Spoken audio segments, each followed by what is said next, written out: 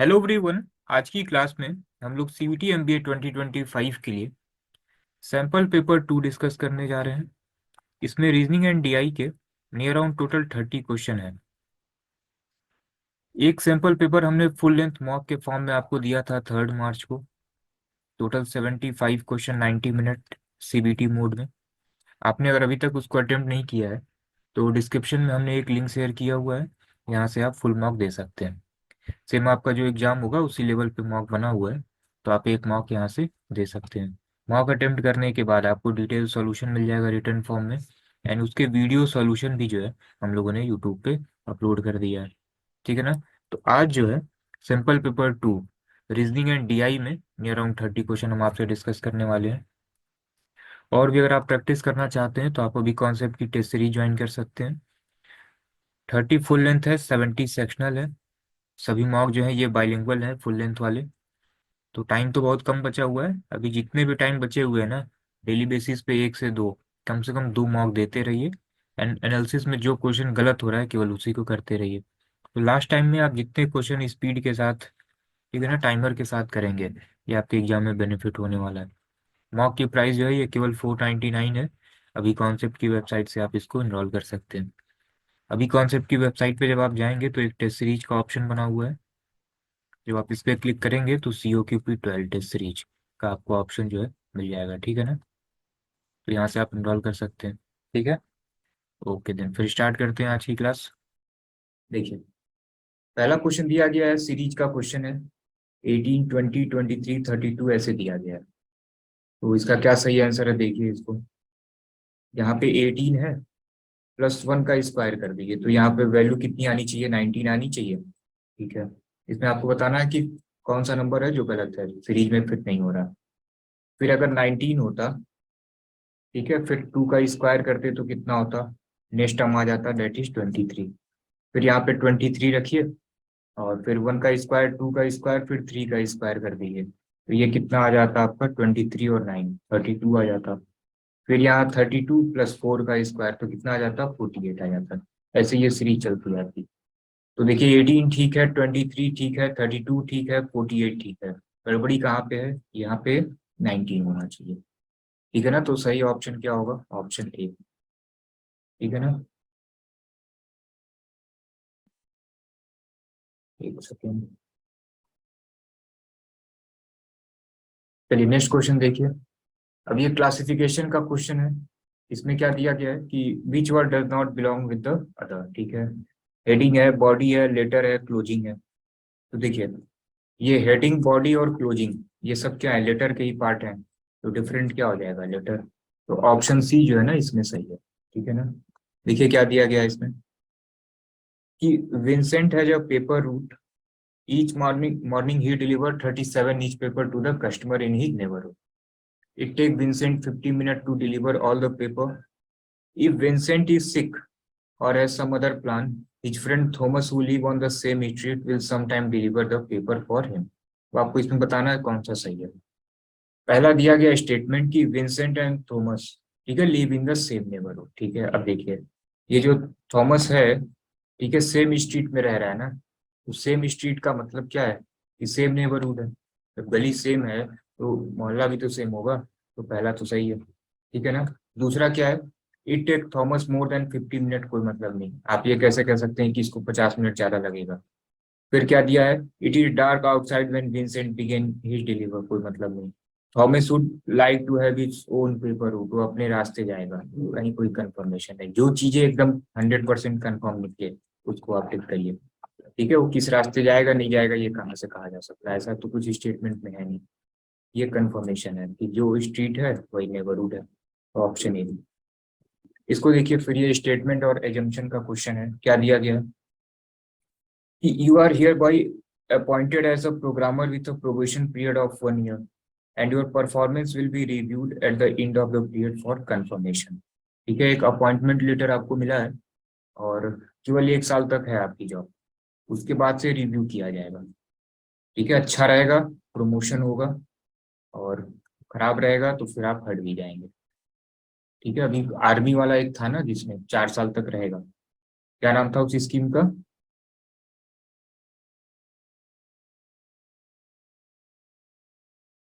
अग्निवीर वाला, ठीक है ना। तो क्या है, 4 साल तक पूरा रिव्यू किया जाएगा, उसमें कुछ परसेंट जो है क्या किया जाएगा, बाद में प्रमोट किया जाएगा, उसका क्या होगा पता नहीं। ठीक है, तो देखिए अब क्या दिया गया है, ये स्टेटमेंट है, एजम्पशन देखिए। The performance of an individual generally is not known at the time of appointment offer. पहला एजम्पशन बिल्कुल सही है। ठीक है, अगर हमें परफॉर्मेंस पहले ही मालूम चल जाए तो हम क्या करें, हम तो केवल उन्हीं को रखें ना, हमें कोई दिक्कत ही नहीं होगी।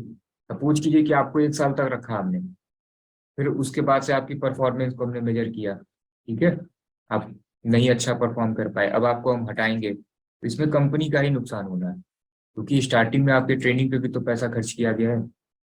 ठीक है, कंपनी हटाना थोड़ी चाहती है, वो चाहती है बस ऐसा वैल्यूएबल पर्सन रहे। ठीक है, तो अगर स्टार्टिंग में ही मालूम चल जाए कि किसकी क्या परफॉर्मेंस होने वाली है, तब तो कोई बात ही नहीं है। ठीक है, जो नहीं कैपेबल है उनको तुरंत हटा ही दिया जाएगा। पहला बिल्कुल सही है, मालूम नहीं रहता। दूसरा, generally an individual try to prove his worth in the probation period. Simple, ये भी सही है। आपको अगर प्रमोशन चाहिए, बने रहना है, सिंपल सी बात है, सब लोग मेहनत करेंगे ही करेंगे। ठीक है ना, दोनों ही सही है। Option E, both 1 and 2 implicit. चलिए क्वेश्चन नंबर 5 देखिए। दिया गया है कि it is desirable to put the child in school at the age of 5 और सो। ठीक है, it is desirable to put the child in school. ठीक है, देखिए 5 एज तक जो है या उसके बाद तक बच्चे को जो है स्कूल में एडमिशन कराया जा सकता है। Assumption, at that age the child reaches appropriate level of development and is ready to learn. ठीक है, बिल्कुल सही है। ठीक है, 5 में अगर एज 5 तक अगर एडमिशन हो रहा है, इसका मतलब ये क्या है, अप्रोप्रिएट लेवल है, तो पहला तो बिल्कुल सही है। दूसरा, the school do not admit children after 6 year of age, ये तो कहीं नहीं लिखा है, कहा गया है बस 5 से कम नहीं होना चाहिए। ठीक है, 5 तक डिजायरेबल है, यहाँ तक आप एडमिशन ले सकते हैं। उसके बाद 6 में लीजिए, 7 में लीजिए, 8 में लीजिए, कोई दिक्कत ही नहीं है। ठीक है, अभी जो 50 साल का हो जा रहा है वो 12th का एग्जाम दे रहा है, तो कोई दिक्कत की बात नहीं, सही है। तो इसमें केवल क्या सही होगा, केवल पहला सही होगा, ऑप्शन ए। ठीक है ना।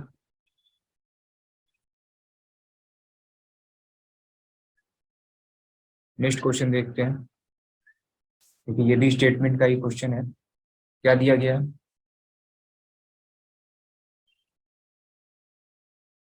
Government has spoiled many top ranking financial institution by by appointing bureaucrats as director of this institution. ठीक है, देखिए जितने भी टॉप के इंस्टीट्यूशन होते हैं ना, जैसे LIC है, ठीक है, फिर RBI है,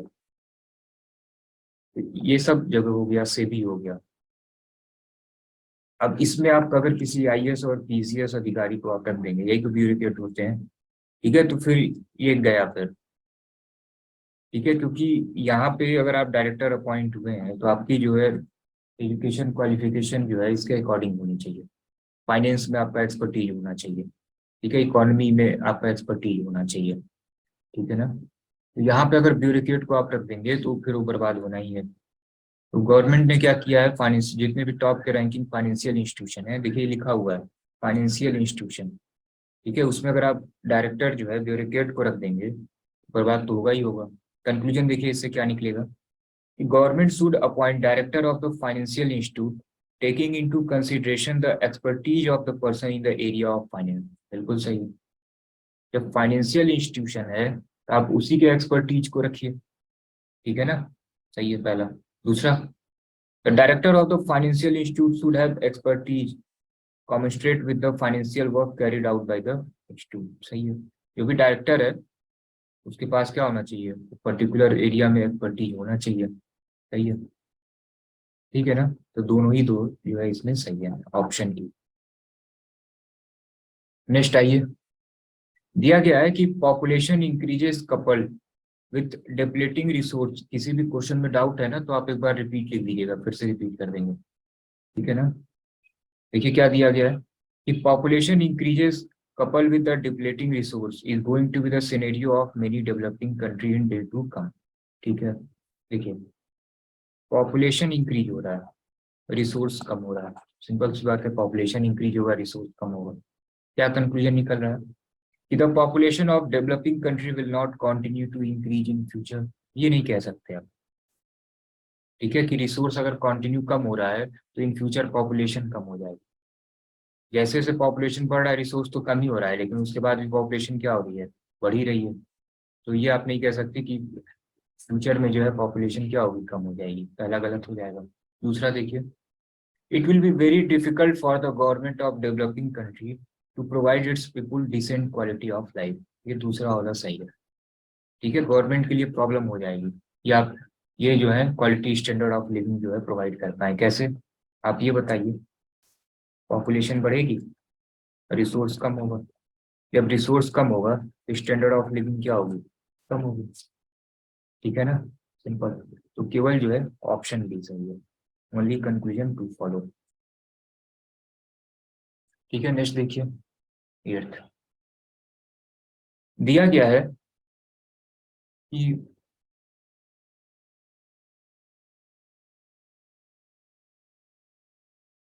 देखिए इसमें क्या दिया गया है कि should India make effort to harness solar energy to fulfil its energy requirement. ठीक है ना, तो देखिए, क्या इंडिया को जो है सोलर एनर्जी में आना चाहिए, सोलर एनर्जी पे ज्यादा इन्वेस्ट करना चाहिए। आर्गुमेंट क्या दिया गया है, yes, most of the energy sources use at present is exhaustible. सही बात है। ठीक है, ये क्या होने वाले, सब समाप्त होने वाले, तो सोलर एनर्जी पे जो है शिफ्ट होना चाहिए। सही है।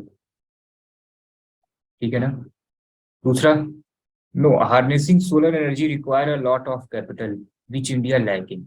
सही बात है, सोलर एनर्जी में जो है ना पैसे की ज्यादा जरूरत होती है, कैपिटल की ज्यादा जरूरत होती है, और उसमें जो है कहा जा रहा है कि इंडिया लैग कर रहा है, तो ये स्ट्रांग आर्गुमेंट नहीं। ठीक है ना, रीजन देखिए, एक्चुअली जो सोलर एनर्जी वाला जो केस है ना, इसमें केवल समझ लीजिए कि आप वन टाइम ही इन्वेस्टमेंट है।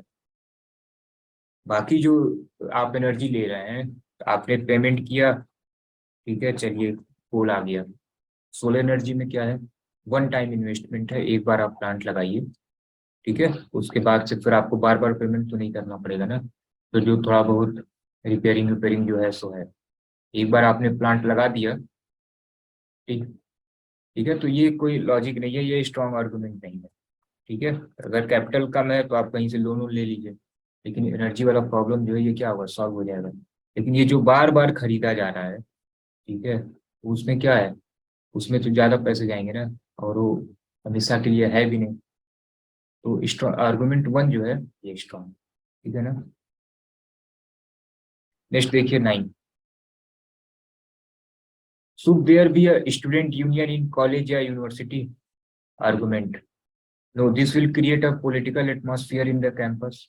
Yes, it is very necessary, student are future political leader. ठीक है, देखिए, मैक्सिमम हमने आपको बताया हुआ है कि कई सारे जितने भी स्टेटमेंट वाले क्वेश्चन हैं, आर्गुमेंट हो कंक्लूजन हो, अगर एक टाइम के लिए आप कोई भी लॉजिक अगर आपको नहीं मालूम है ना, बस आप उसको जो है करंट से जोड़ दीजिए, आप करंट से ऐड कर दीजिए, देख लीजिए प्रैक्टिकल लाइफ में क्या हो रहा है।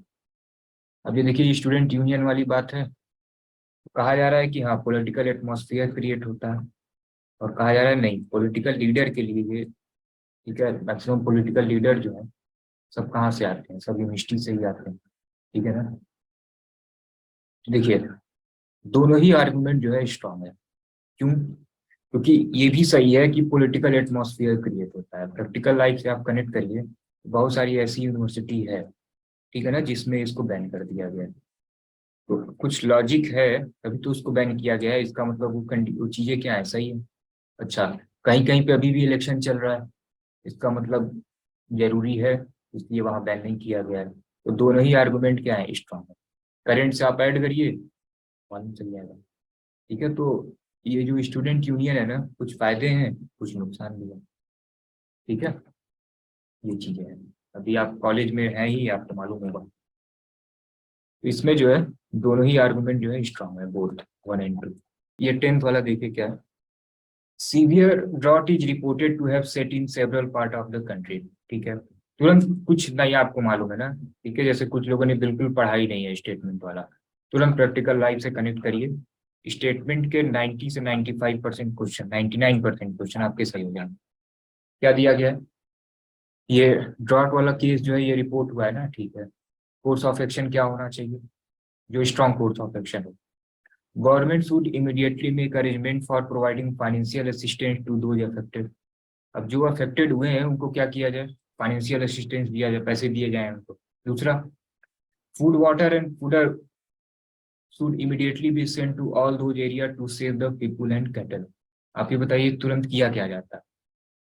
ठीक है, बहुत टाइम पहले केरला में बाढ़ आई थी, जब भी ये सब आता है तो तुरंत क्या किए जाते हैं, अकाउंट में उनके पैसे भेज दिए जाते हैं। पानी में आदमी तैर रहा है तो उसके लिए तुम्हारे अकाउंट में पैसे भेज दिए हैं 1 लाख रुपए, तैर के ले लो। पहला वाला गलत हो जाएगा, ये चीज नहीं की जाती ना। सबसे पहले क्या है, उनको बेसिक नेसेसिटी प्रोवाइड की जाती है कि उनके रहने की व्यवस्था की जाए, खाने पीने की व्यवस्था की जाए। ठीक है, फिर से रिहेबिलिटेशन उनको प्रोवाइड किया जाए, फिर दूसरा वाला काम किया जाता है। ठीक है, पहला वाला अगर तुरंत पैसा दे दिया जाए, ठीक है, 50,000 60,000 में क्या होगा, घर तो उनका बह गया, 50 60 हजार में कुछ हो नहीं पाएगा। दूसरा, ये बहुत ज्यादा बर्डन भी हो जाएगा, तो दूसरा वाला होगा केवल स्ट्रॉन्ग जो है, ओनली टू फॉलो। ठीक है, नेक्स्ट देखिए, as stated in the recent census report the female to male ratio is alarming low. ठीक है, सेक्स रेशियो जो है ये कम है। ठीक है ना। कोर्स ऑफ एक्शन क्या है, the government should conduct another census to verify the result. अब आप ये बताइए, 10 साल पे जो है एक बार सेंसस की रिपोर्ट आती है, ठीक है, इतने अच्छे से उसकी रिपोर्टिंग की जाती है। अब एक बार आ गया है कि सेक्स रेशियो कम है, ठीक है, तो फिर इसको जो है, तो फिर वेरीफाई करने की क्या जरूरत है कि फिर चलें दूसरा सेंसस, फिर दूसरा डाटा जो है फिर कलेक्ट करें।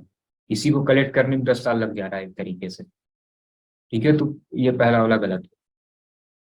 दूसरा, the government should immediately issue order to all the department to encourage people to improve the ratio. जब रिपोर्ट ऑलरेडी वहां से आ गई है कि सेक्स रेशियो कम है, तो जो भी डिपार्टमेंट है, ठीक है, मिनिस्ट्री ऑफ चाइल्ड, ये सारी चीजें जो हैं, ठीक है, ये सब उनको ऑर्डर दिया जाए कि इस चीज को आप क्या करिए, इम्प्रूव करिए, कैंपेन स्टार्ट करिए। तो केवल स्ट्रॉन्ग जो है, दूसरा वाला जो है, यही कोर्स ऑफ एक्शन दिया जाएगा। ठीक है ना।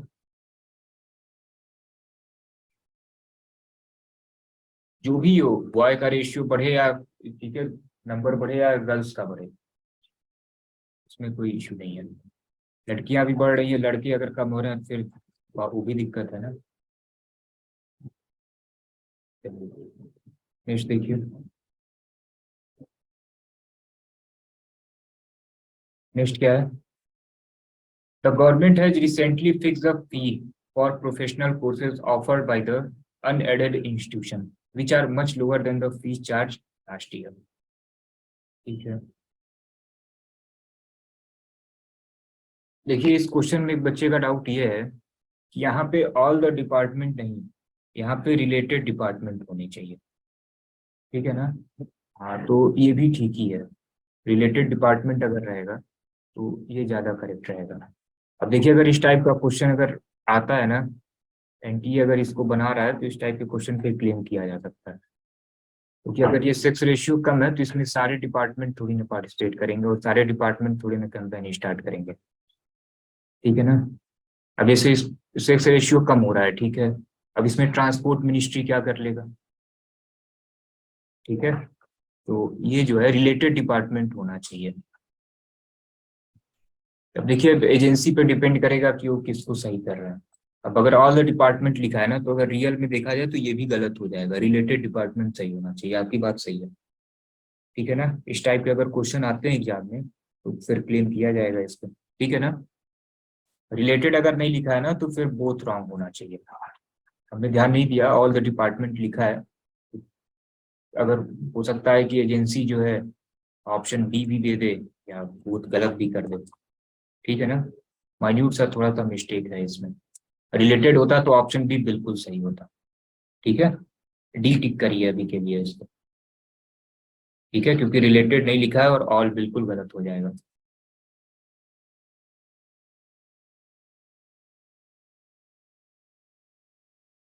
देखिए, ये कॉज एंड इफेक्ट का क्वेश्चन है, इसमें जो है कोई सा भी कॉज हो सकता है, कोई सा भी इफेक्ट हो सकता है। एक बार आप पढ़िए अच्छे से, आपको आइडिया लग जाएगा। देखिए क्या दिया गया, दिया गया है कि the government has recently fixed the fees for professional course offered by the unaided institution which are much lower than the fee charge last year. ठीक है, देखिए जो भी ये प्रोफेशनल कोर्सेज की फीस है ना, प्रोफेशनल या एमबीए, ठीक है, तो इसमें क्या है कि गवर्नमेंट ने फीस फीस जो है डिसाइड कर दिया, जो कि इस बार जो है काफी कम है इन कंपेरिजन टू प्रीवियस। मतलब प्रीवियस ईयर जो इंस्टीट्यूट थे ना वो ज्यादा चार्ज कर रहे थे, लेकिन गवर्नमेंट ने इस बार एक फीस जो है फिक्स कर दिया है, जो कि प्रीवियस ईयर से इस बार क्या है, कम है। अब देखिए क्या है, नेक्स्ट क्या दिया गया है।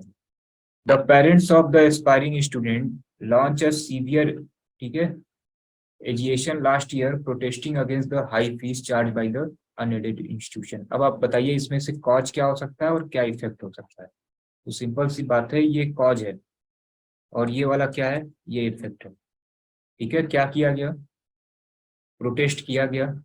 प्रोटेस्ट का इफेक्ट ये रहा कि गवर्नमेंट ने क्या किया, फीस को जो है कम करा दिया।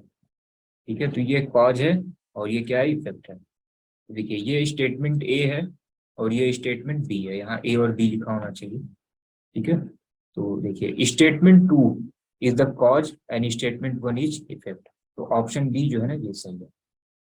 क्या किसी को कोई डाउट है? हम्म, नेक्स्ट देखा जाए। चलिए, बहुत अच्छी बात है। नेक्स्ट देखिए। अब देखिए मैथमेटिकल ऑपरेशन का क्वेश्चन है और हमने आपको बताया है कि इस क्वेश्चन का करने का पहला तरीका क्या होना चाहिए। क्या दिया गया है, if minus stand for division this this this, हमने ये कहा है। अब आपको क्या करना पड़ेगा, सब क्रॉस चेक करना पड़ेगा चेंज करके, फिर देखना पड़ेगा कौन सा इक्वेशन सही है। तो इसमें जो है ना, हमने आपको ये बताया हुआ है कि आप क्या करिए। आप देखिए डिवीजन कहाँ पे है, दिया गया है कि minus stand for division, minus stand for division. अब आप ये बताइए, ये माइनस है, यही माइनस किस में कन्वर्ट होगा, डिवीजन में कन्वर्ट होगा। तो आप ये बताइए 7/3 अगर होगा तो वैल्यू पॉइंट में आएगी कि नहीं। और यहाँ तो कंप्लीट नंबर है, इसको हम चेक नहीं करेंगे। साथ में हमने एक बात ये भी बताई थी, यहाँ पे मल्टीप्लाई भी है। सपोज कीजिए कि इसको डिवाइड करने में आ गया 0.25, कुछ भी आ गया 7.25, और इंटू कहीं 4 हो, तब तो ये कंप्लीट नंबर आ जाएगा ना। तो जरूरी नहीं है कि ये पॉइंट में आ रहा हो तो ये फुल नंबर नहीं आ सकता, कंप्लीट नंबर नहीं आ सकता, आ सकता है। लेकिन पहली बार में इसको आप चेक मत करिए, ठीक है। नहीं तो आप कहेंगे कि ऐसा कैसे हो सकता है, ये पॉइंट में रहने के बाद भी कंप्लीट नंबर आ सकता है। पहले से बता दे रहे हैं आप। तो क्या तरीका है, आप देखिए कि कहाँ पे माइनस है और उसका मतलब डिवीजन है और डिवाइड हो जा रहा है पूरा पूरा। तो देखिए ये माइनस है, अभी ये डिवीजन में कन्वर्ट होगा वैल्यू पॉइंट में आएगी, माइनस है डिवीजन में कन्वर्ट होगा माइनस में आएगी, सॉरी पॉइंट में आएगा। यहाँ माइनस है डिवीजन में कन्वर्ट होगा पॉइंट में आएगा। यहाँ माइनस है डिवीजन होगा तो पूरा नंबर आएगा, अगर आपके पास समय नहीं है। ठीक है, वैसे भी आपके पास समय नहीं है, तो आप क्या करिएगा, ऑप्शन बी टिक कर दीजिएगा, मैक्सिमम 5 सेकेंड के अंदर। टाइम है तो पूरा सॉल्व करके चेक कर लीजिए, चेक कर लेते हैं इसको। क्या था, 49, ठीक है, -7 +3 डिवाइडेड बाई 5 इंटू 8। ठीक है, लाना है इतना। इस तरीके से करना नहीं, डायरेक्ट आप लिख सकते हैं, बस समझाने के लिए मैं पूरा पूरा लिख रहा हूँ।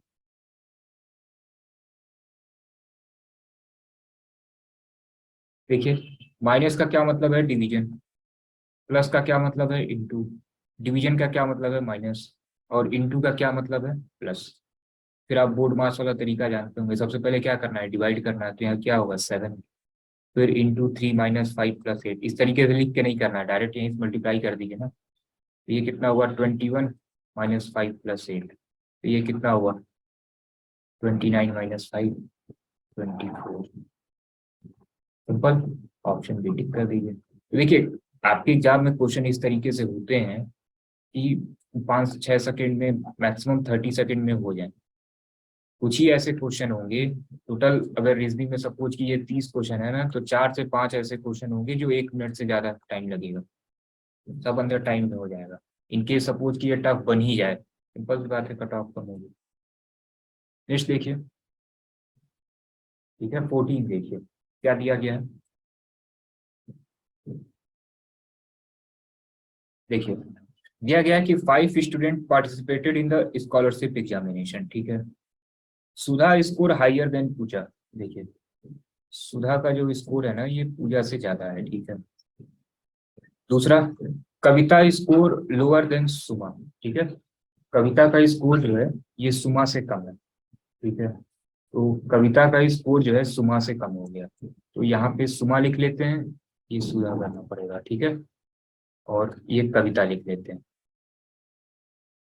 बट हाइयर देन सुधा।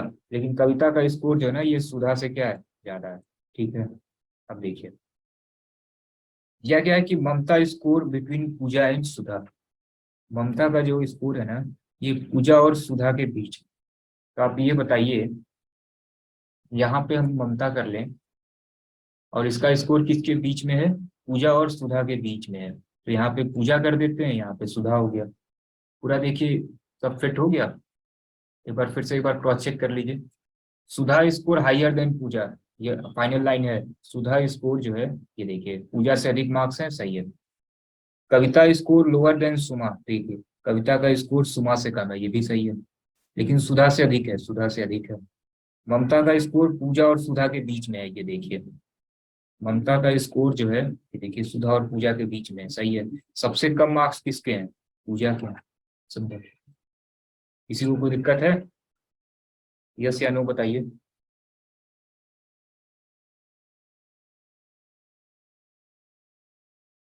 बहुत अच्छी बात है। चलिए नेक्स्ट क्वेश्चन देखिए। देखिए इसमें क्या दिया गया कि which one of the given responses would be the meaningful order. देखिए इसमें मीनिंगफुल ऑर्डर क्या होगा, ठीक है। देखिए क्या है, पुलिस है, पनिशमेंट है, क्राइम है, जस्टिस है। तो सबसे लास्ट में क्या होगा, पनिशमेंट, डी में है ये लास्ट में। नेक्स्ट देखिए क्या दिया गया कि आई एम फेसिंग ईस्ट, तो ऐसे बना लेते हैं, ठीक है ना। देखिए ये किस साइड है, ईस्ट में है ना, तो देखिए ये ईस्ट में हो गए, ठीक है। उसके बाद से ये क्लॉकवाइज में आते हैं, तो आप जानते हैं क्लॉकवाइज इस तरीके से होता है और एंटी क्लॉकवाइज इस तरीके से होता है। तो ये 100 डिग्री क्लॉकवाइज आ रहे हैं, तो आप ये बताइए इस तरीके से आएंगे क्लॉकवाइज, तो ये पूरा 90 डिग्री होगा, तो ये क्या होगा, ये पूरा 100 डिग्री होगा, है ना। And then 145 degree anti clockwise. अब आप ये बताइए कि 145 एंटी जा रहे हैं, तो आप ये बताइए कि एंटी क्लॉकवाइज डायरेक्शन क्या होगा, ऐसे होगा ना। अब यहाँ से 145 जाना है, तो आप ये बताइए 100 ये हो गया, 45 क्या होगा, ये 45 हो जाएगा। टोटल कितना हो गया, 145। 100 यहाँ तक, 45 यहाँ, तो कौन सा डायरेक्शन है, north east, D option. Simple था। चलिए नेक्स्ट क्वेश्चन देखते हैं।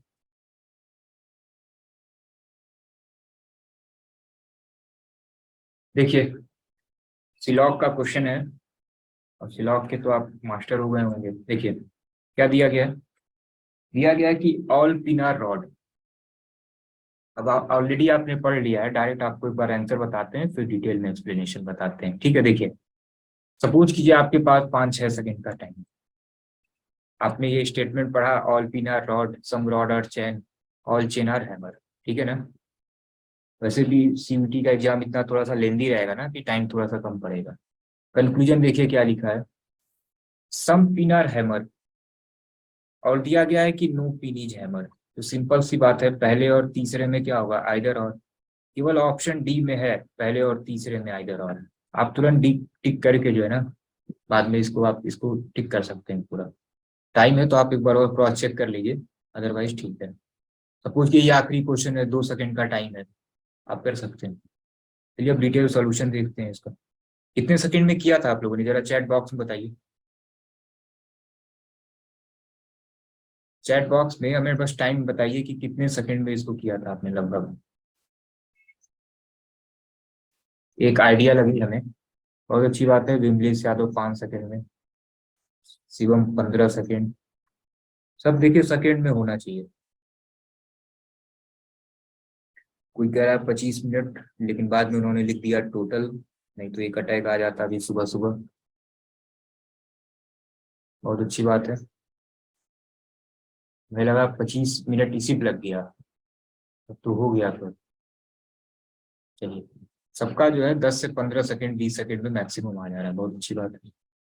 चलिए देखिए इसको सॉल्व करते हैं।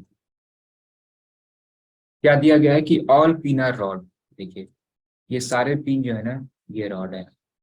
ऐसे डायग्राम बन गया। ठीक है, उसके बाद क्या दिया गया है कि सम रॉड और पिन, कुछ सॉरी सम रॉड और चैन, कुछ रॉड जो है ना चैन है। ठीक है, ये कुछ रॉड जो है चैन हो गए। फिर क्या दिया गया है कि ऑल चैन आर हैमर। तो देखिए सारे चैन जो है ना ये हैमर है। देखिए सारे चैन हैमर हो गए। तो देखिए सारे चैन जो है ये हैमर हो गए। ठीक है, दूसरा डायग्राम भी बन सकता था। अगर आप इसको माइंड में बना लें टाइम आपका सेव होगा। बना देते हैं दूसरा। क्या दिया गया है कि ऑल पिन आर रॉड। ये देखिए सारे पिन जो है ना रॉड है। फिर क्या दिया गया है कि सम रॉड और चैन। ठीक है, सम रॉड जो है ये क्या है, चैन है। ये चैन हो गया। फिर क्या दिया गया, ऑल चैन आर हैमर। अब अगर ऐसे कर दें तभी सही है। कंक्लूजन पे आइए। सम पिन आर हैमर, कुछ पिन हैमर है। अब आप ये बताइए यहाँ से कोई पिन हैमर है नहीं, लेकिन यहाँ से है। एक जगह है दूसरी जगह नहीं है। तो अभी के लिए क्या करते हैं, इसको गलत मान लेते हैं अभी के लिए। अब देखिए दूसरे पे आइए। सम हैमर और रॉड, कुछ हैमर जो है ना रॉड है। देखिए ये हैमर का पोर्शन, ये रॉड का पोर्शन सही है। कुछ हैमर रॉड है, कुछ हैमर रॉड है। दोनों ही डायग्राम से दिख रहा है कि हैमर रॉड है, कुछ हैमर रॉड है। दूसरा वाला बिल्कुल सही है। तीसरे पे आइए। No pin is hammer. अब देखिए यहाँ पे सही है कि कोई पिन हैमर नहीं है, लेकिन यहाँ पे तो कोई पिन हैमर है ना। तो देखिए पहले और तीसरे में क्या होगा, आइदर और। एक जगह कह रहा है कि कोई पिन हैमर है, और एक जगह कह रहा है कि कोई पिन हैमर नहीं है। सिंपल सी बात है, दोनों में से क्या होगा, कोई एक ही बात तो होगी ना। ठीक है, तो पहले और तीसरे में आइदर और, दूसरा फॉलो कर रहा है। ठीक है ना, ऑप्शन डी। चलिए अब आइए 18th क्वेश्चन पे। इसमें देखिए क्या दिया गया।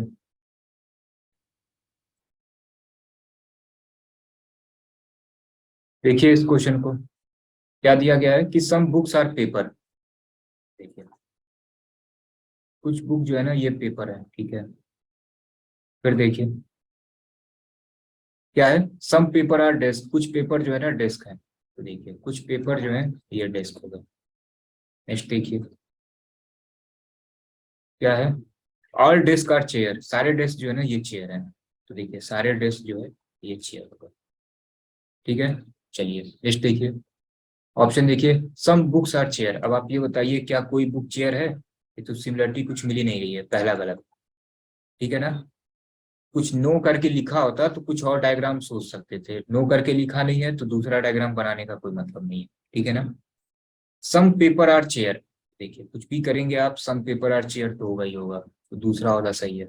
तीसरा, सम बुक्स आर चेयर, कुछ बुक चेयर है। ठीक है, तो ये देखिए कुछ बुक चेयर कहाँ पे है, बिल्कुल नहीं है। ठीक है, बुक जो है डेस्क भी नहीं है, बुक जो है चेयर भी नहीं है। तीसरा भी गलत, ओनली टू फॉलो। सिंपल था। किसी को कोई डाउट है इसमें, डाउट हो तो बताइए। चलिए अच्छी बात है। 19 देखिए क्या दिया गया है। माउस की जो कोडिंग है ये PRUQC है। तो आपसे जो है ना शिफ्ट की कोडिंग पूछी जा रही है। तो आप ये बताइए कि इसकी नंबरिंग क्या हो जाएगी, 15, सॉरी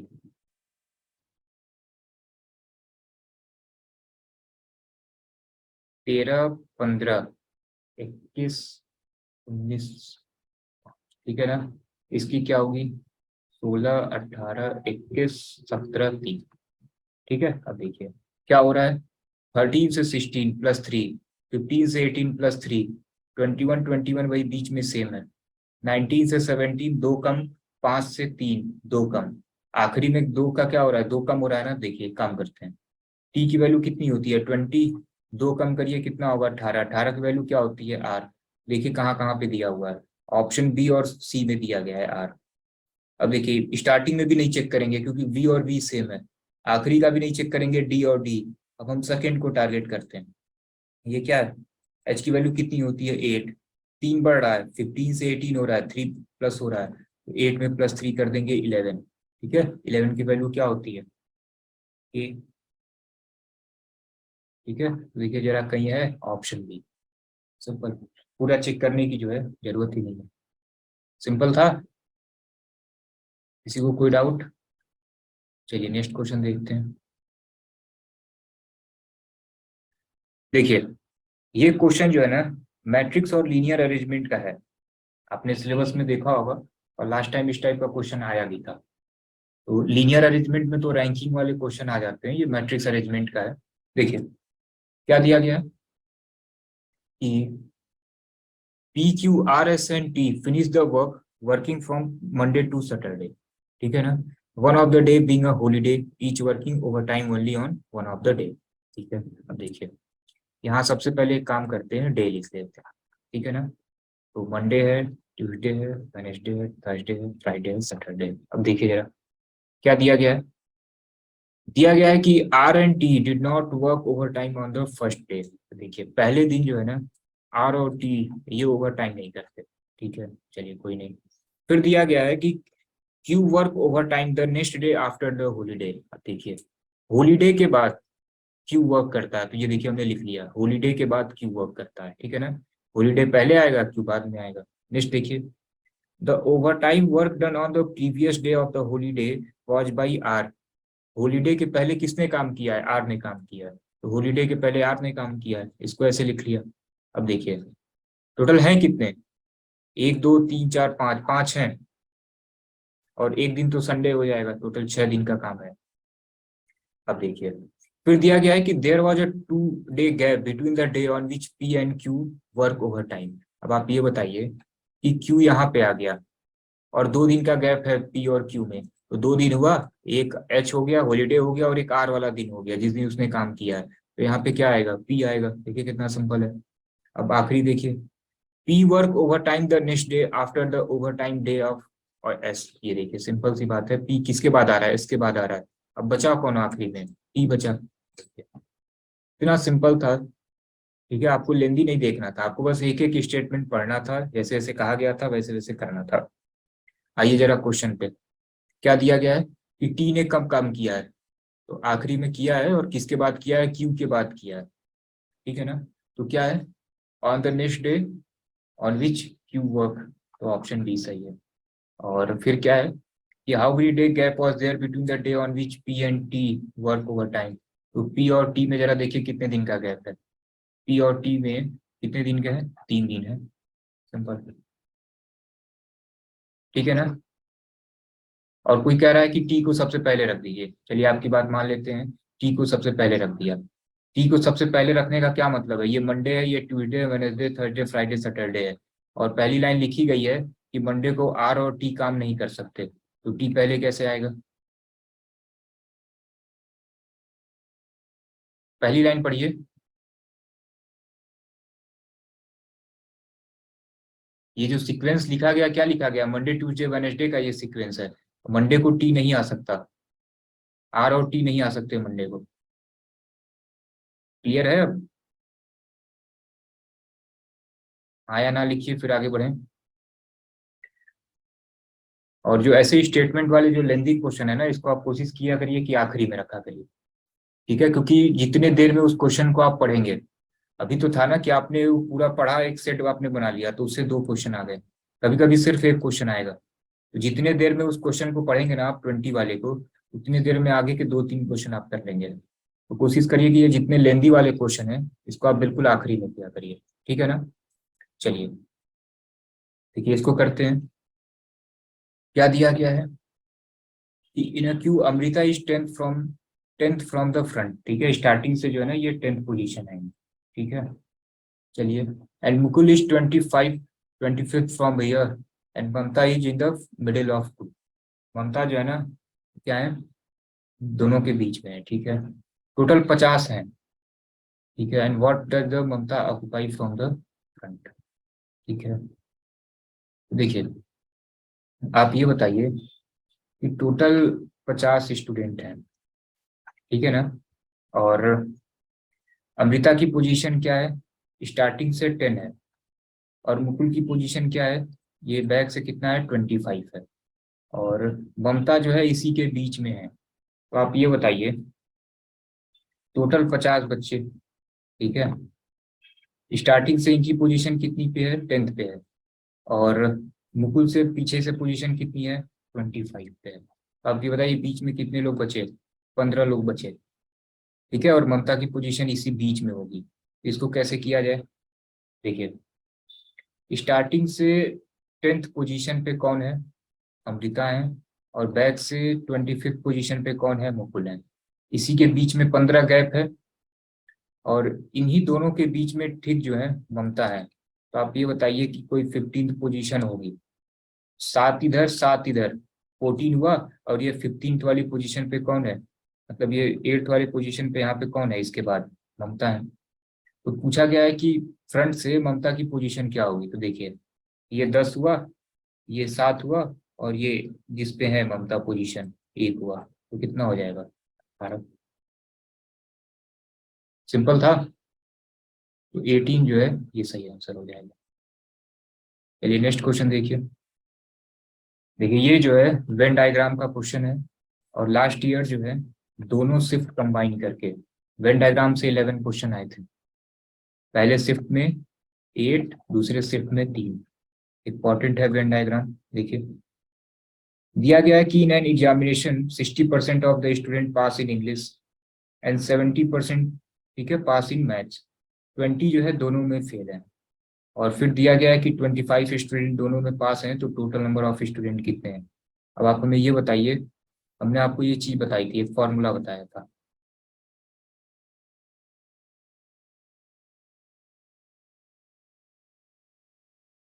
ठीक है ना, ये जो है ना एटलीस्ट होते हैं जो कम से कम किसी ना किसी सब्जेक्ट में पास हैं।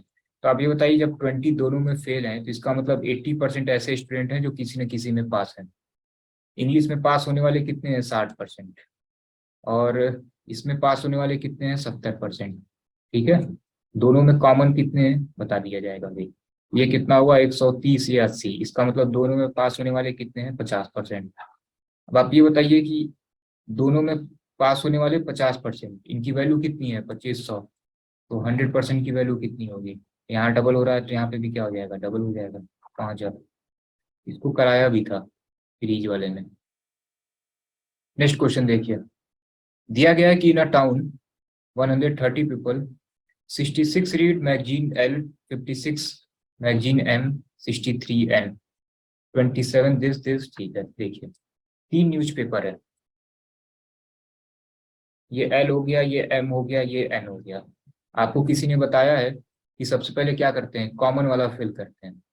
ठीक है, तो क्या दिया गया है, देखिए सब कुछ नंबर में दिया गया है, और इस 5 को ऐसे लिख दिया गया है ताकि एक बार में दिखे ना।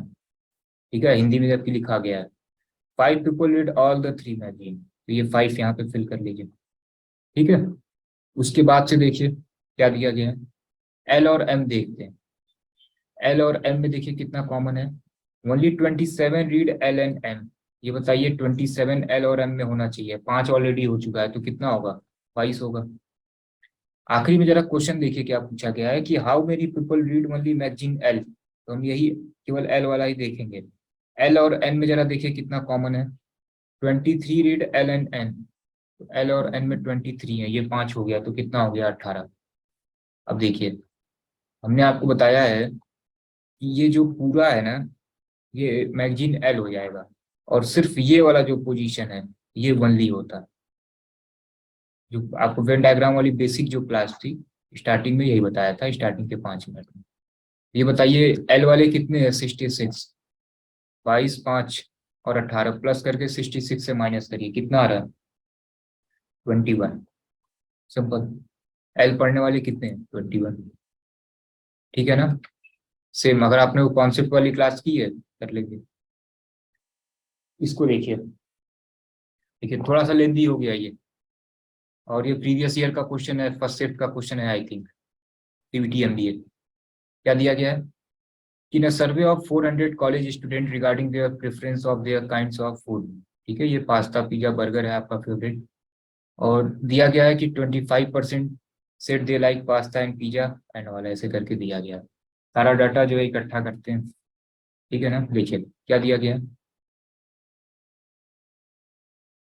कि, कहाँ गया, 25% लाइक पास्ता एंड पिज्जा। ठीक है ना, देखिए पास्ता एंड पिज्जा वाले जो है कितने हैं?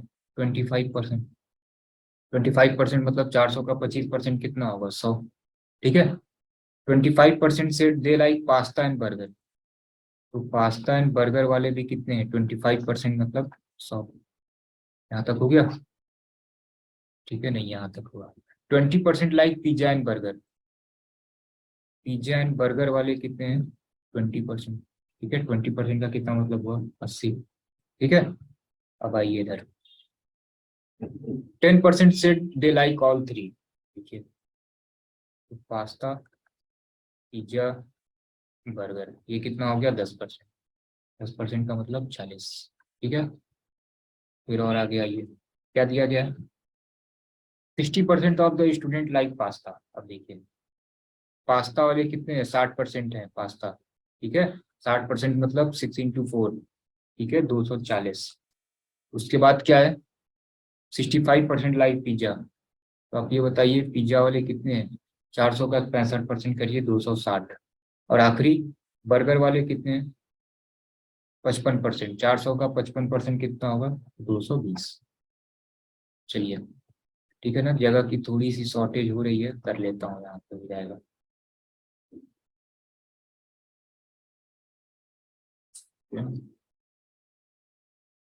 देखिए क्या क्या है? Pasta, pizza, burger.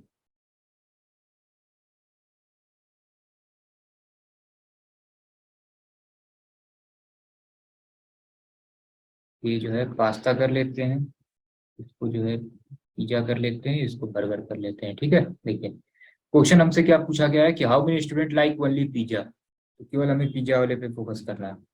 ठीक है। अब देखिए सबसे पहले क्या करना होगा? तो सबसे पहले तो कॉमन फिल कर लिया जाए। तो कॉमन वाले कितने थे? 40। तो ये देखिए 40 हो गया। इसी को टारगेट करना है, पिज्जा वाले को।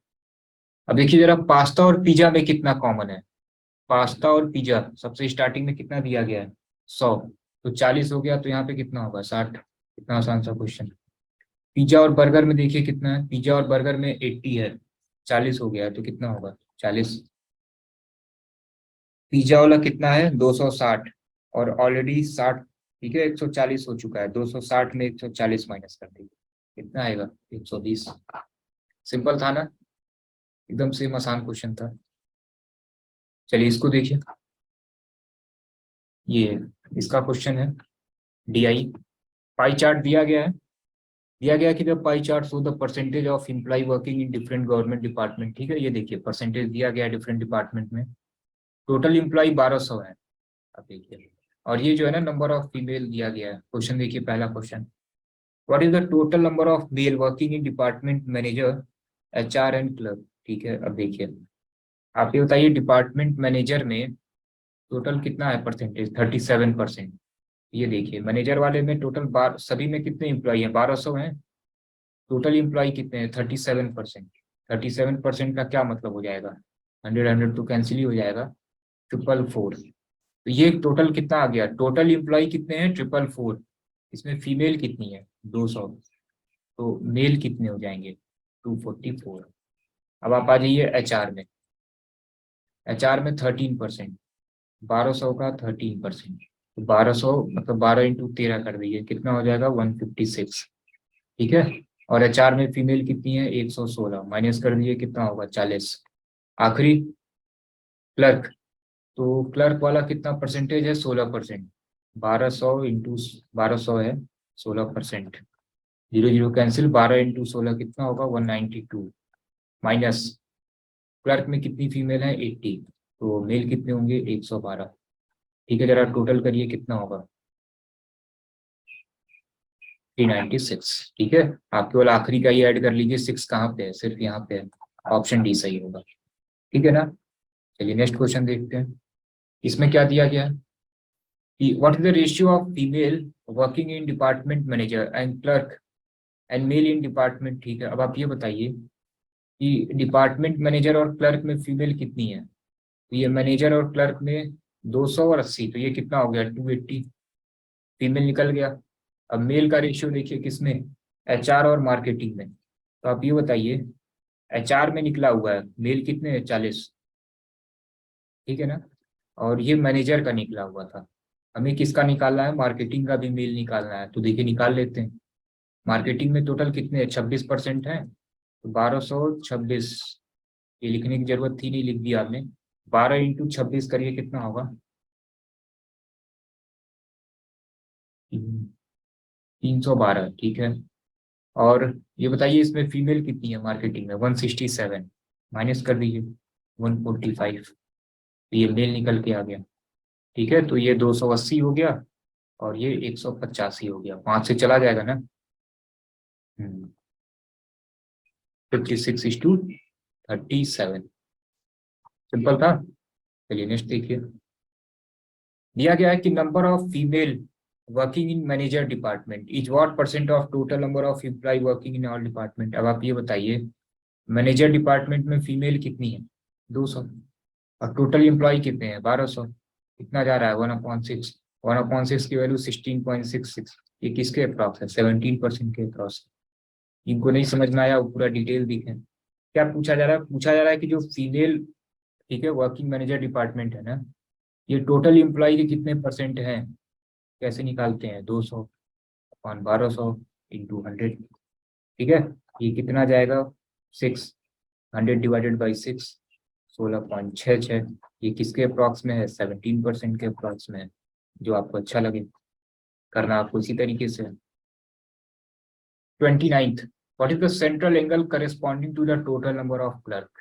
अब देखिए कितना क्लर्क, कितना है? 16% है।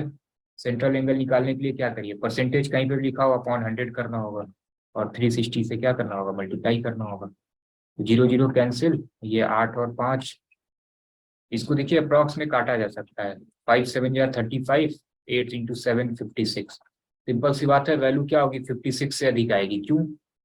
इसको अभी हमने 35 समझ के कट किया है। 36 होगा तो अभी पॉइंट में ये समथिंग और आएगा, तो वैल्यू 56 से अधिक आएगी, तो ये होगा नहीं, ये होगा नहीं। अब आप ये बताइए, 61 बहुत ज्यादा हो जाएगा। आपकी इच्छा है तो पॉइंट पे ले जाके मल्टीप्लाई करके चेक कर लीजिए। ठीक है, तो डी ऑप्शन सही हो जाएगा। ठीक है, अदरवाइज आप क्या करेंगे? अब ये 8 हुआ, पूरा कर भी देते हैं। हमने आपको एक तरीका बताया ना, प्रॉक्स भी कर सकते हैं। अब ये 8 हुआ, ये 5 हुआ। अब 8 × 36 करिए, ये कितना होगा? 288, और डिवाइडेड बाई आपका कितना हो गया? 5। ऐसे चेक कर लीजिए। जब बहुत ज्यादा क्लोज हो ना, 61 ना रहता, 58 59 रहता ना, तब ये जरूर करते। आखिरी question, what is the ratio between total number of female employ working in all department together and mail working department in, ठीक है, सही, सभी डिपार्टमेंट में फीमेल सबसे पहले ऐड कर लीजिए, कितना होगा? देखिए 1200 में 603 फीमेल हैं, तो मेल कितने होंगे?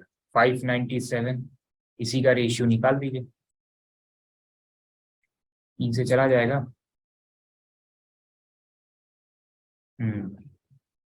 सिंपल। ठीक है ना? जरा चैट बॉक्स में बताइए 30 में कितने सही हुए आपके। तो पेपर सिंपल था ना। रीजनिंग में देखिए, आप कम से कम 18 में मिनिमम 15 16 क्वेश्चन आप कर लेंगे। डीआई भी बहुत ज़्यादा टफ नहीं है। अगर 10 क्वेश्चन आता है तो कम से कम 7 to 8 क्वेश्चन कम से कम 7 से 8 मिनट में बन जाएंगे। तो बहुत ज़्यादा टफ नहीं है। मॉक में अगर आपको किसी मॉक में अगर डीआई के क्वेश्चन थोड़े से भी टफ मिल रहे हैं, एंड आपसे अगर 4 5 ही बन रहा है, तो डिमोटिवेट होने वाली कोई बात नहीं है। तो सेम इसी तरह का पेपर रहेगा। लास्ट टाइम में जितना अधिक से अधिक आप प्रैक्टिस कर सकते हैं, प्रैक्टिस करते रहिए। ठीक है ना?